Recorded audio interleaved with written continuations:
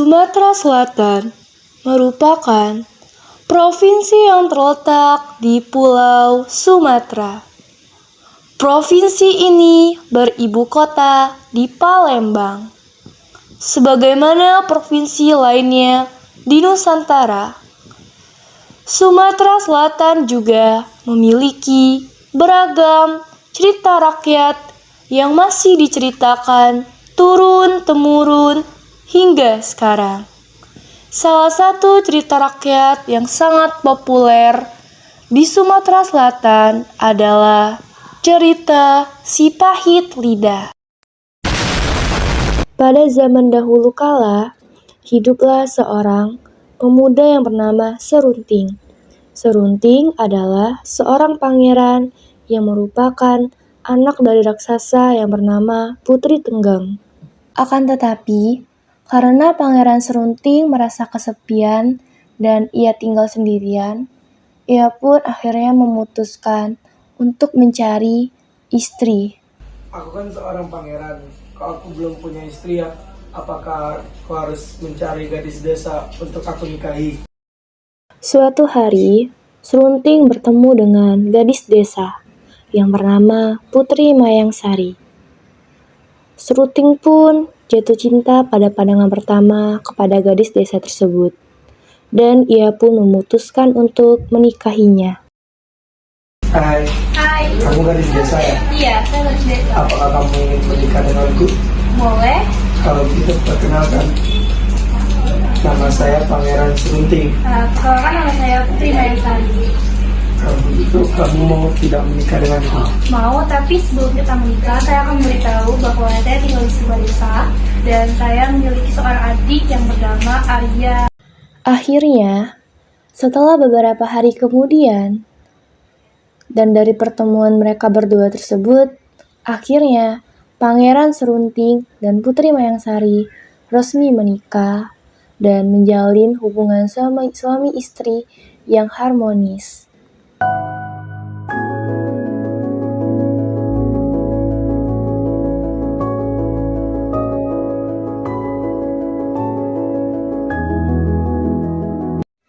Setelah acara pernikahan mereka selesai, selang beberapa hari, Putri Mayangsari pun berinisiatif mengajak adiknya bernama Arya Tebing ke rumahnya dan memperkenalkannya kepada suaminya, yaitu Pangeran Serunting. Ia berharap dengan adanya pertemuan ini, hubungan mereka menjadi baik dan akur. Hai suamiku, perkenalkan ini adikku Arya Tebing. Kami hidup berdua bersama di desa. Perkenalkan, nama saya Arya Tebing, kami hidup berdua di sebuah desa. Oh, ini adikmu yang tinggal bersamamu. Iya suamiku, semoga kamu bisa akur ya dengannya. Iya.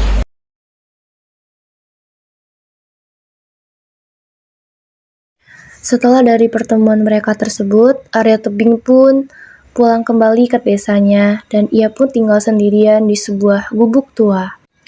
Hingga pada suatu hari, Pangeran Serunting pun mengajak Arya Tebing untuk bertemu di sebuah kebun, yang mana kebun tersebut sebelumnya dimiliki oleh Putri Mayangsari dan adiknya yaitu Arya Tebing.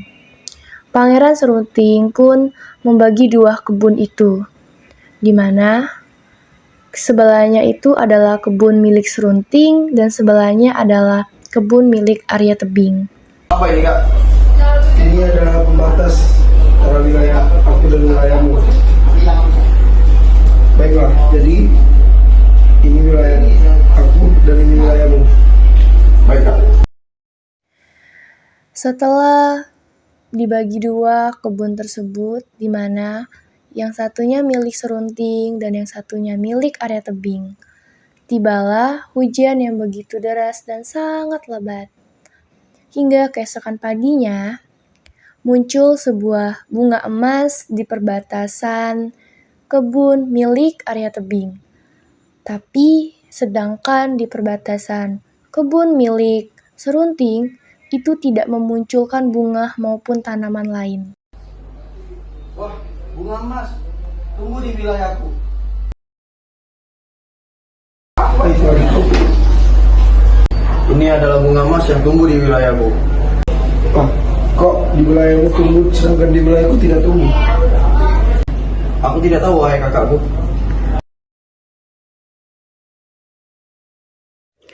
Hari demi hari, minggu demi minggu, bulan demi bulan. Bunga emas itu selalu tumbuh dan makin lebat di perbatasan kebun Arya Tebing. Wah, tumbuh lagi. Untuk besar nih.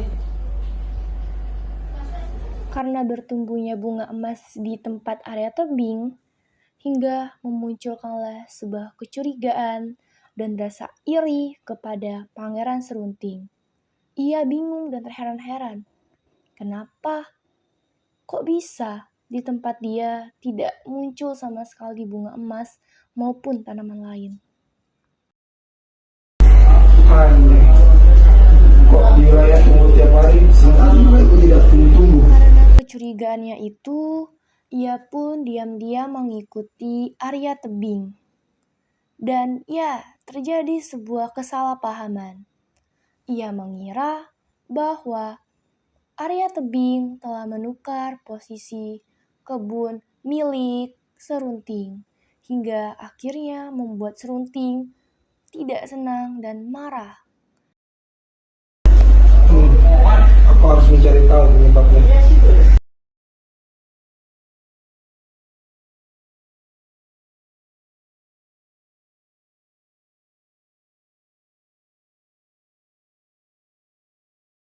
Tadi kakak melihat kamu menukar ini di dalam wilayah kakak atau wilayah kamu? Asal kakak sembarangan menuduh. Kalau kakak mau kan tinggal minta ke aku. Karena rasa amarah yang menyulut dan emosi yang membara, membuat Pangeran Serunting memutuskan untuk berkelahi dengan Arya Tebing. Ia memutuskan untuk berkelahi dengan Arya Tebing di sebuah bukit seguntang. Itu maksudnya. Baiklah. Besok kita berkelahi di Bukit Seguntang. Karena Arya Tebing merasa ditantang dan dia merasa tidak berbuat kesalahan, ia pun mengiyakan ajakan Pangeran Serunting untuk berkelahi di Bukit Seguntang. Baiklah, akan tunggu. Siapkan mereka. Akan tetapi, sebelum perkelahian itu dimulai, Arya Tebing diam-diam duluan untuk menemui sang kakaknya, yaitu Putri Mayangsari, dengan tujuan untuk menanyakan kelemahan Pangeran Serunting. Karena dia merasa bahwa dia tidak akan bisa mengalahkan Pangeran Serunting dengan kekuatannya itu. Akhirnya, setelah kakaknya berhasil memberitahukan kelemahan Pangeran Serunting, Arya Tebing pun izin pamit untuk pulang. Kakakku, aku akan bertarung dengan Serunting. Beritahu aku kelemahannya. Jika aku memberitahu, maka aku menyalahkan suamiku. Tenang saja kakakku, aku tidak akan membunuhnya. Baiklah, kelemahan itu ada pada ketika kau berkelahi, carilah tempat yang ada untuk dalam. Ketika kau mulai berkelahi, kamu tebas untuk itu, maka kekuatanmu selama itu akan hilang. Baik kak, terima kasih. Dan tibalah di hari perkelahian itu. Pangeran Serunting dan Arya Tebing tiba di sebuah bukit seguntang dengan hujan rintik-rintik yang membasahi tubuh mereka. Sebelum pertarungan atau perkelahian itu dimulai, Pangeran Serunting memastikan kepada Arya Tebing. Wah, Arya Serunting, apa kamu lihat di pertandinganku? Ayo, jangan takut.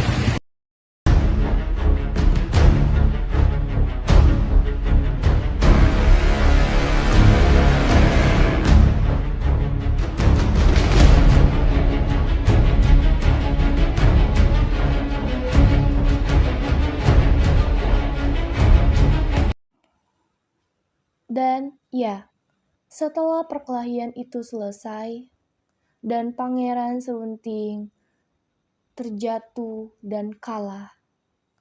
Karena merasa frustasi dan sedih, kekuatannya menghilang dan dia pun berhasil dikalahkan oleh Arya Tebing. Ia pun berlari sejauh mungkin di Bukit Seguntang itu dan memutuskan untuk bertapa. Sepertinya saya kapan di sini.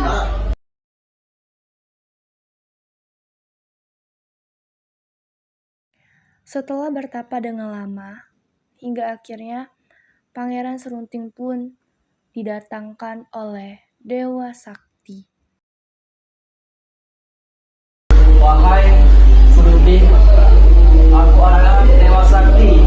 Karena aku melihatmu betapa di bukit, sampai ini aku akan memberikanmu satu kekuatan, yaitu apabila yang kamu katakan akan terkabul dan kamu akan dijuluki sebagai si Parit Hida.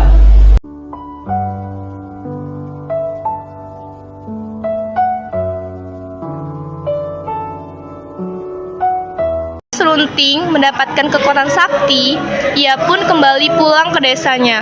Lalu, selama perjalanan menuju ke desa, Serunting pun tidak sengaja mendengar para penduduk desa yang sedang mengeluh kesusahan karena padi yang kian hari mereka tanam itu tidak tumbuh-tumbuh dan terjadi juga banjir di sana.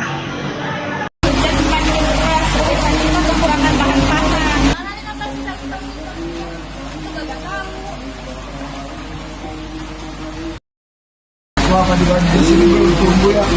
Buah kamu cepat tumbuh ya.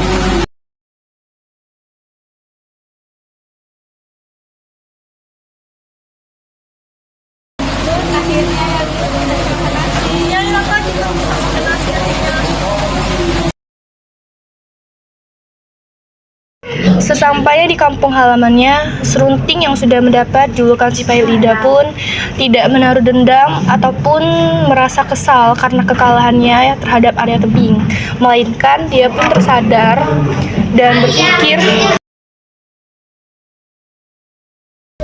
Kakakmu ya, dia kakakmu minta maaf.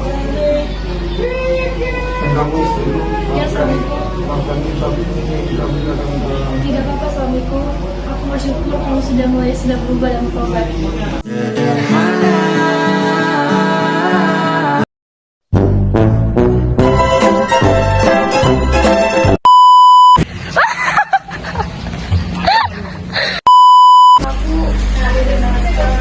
Lupa yuk.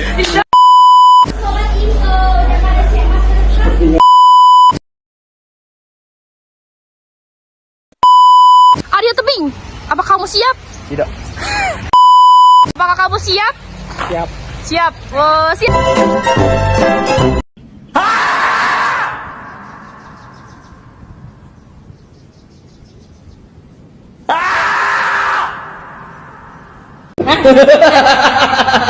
Hahaha.